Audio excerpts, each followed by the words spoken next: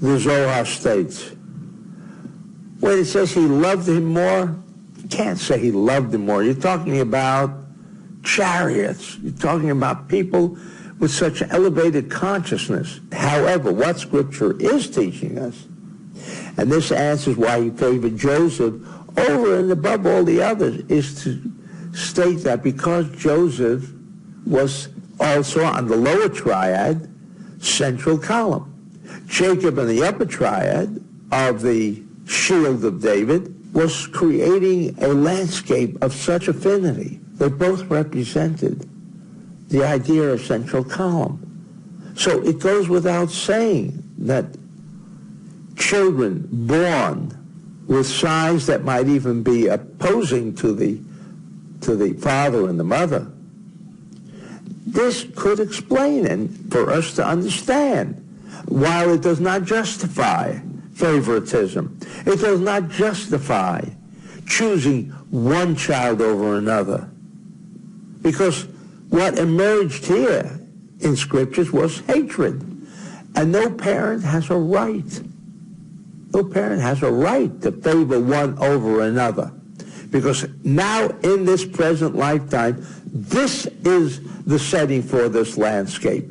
And connect with the soul. Where at the soul level, very little difference. We're going right back almost to the beginning, where we were all one soul.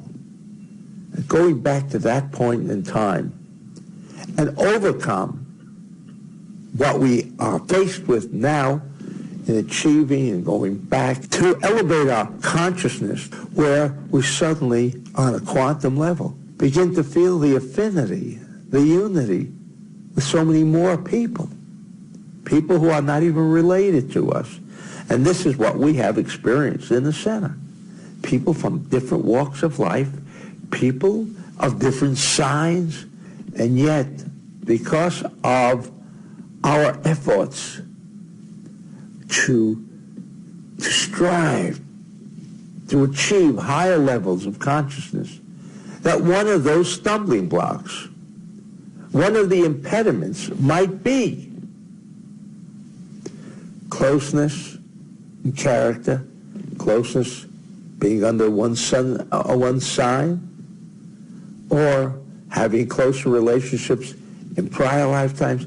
All of these will explain away why we are different, why we have our preferences. However, this does not excuse the idea that we must rise above the influences of the signs of the zodiac, that we must rise above the differentiations that occurred in prior lifetimes and achieve this feeling of oneness with all that is around us, for that represents the light force of God.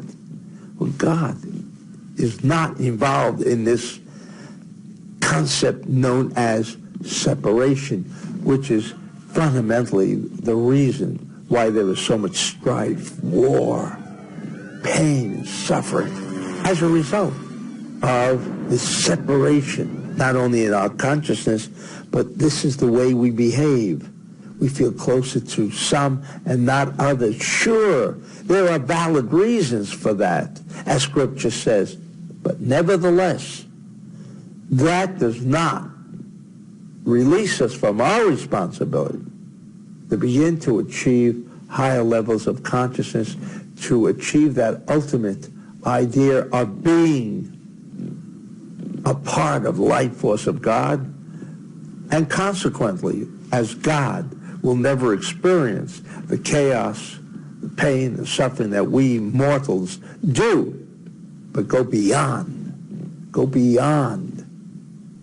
those limitations of time, space, and motion, separation, etc.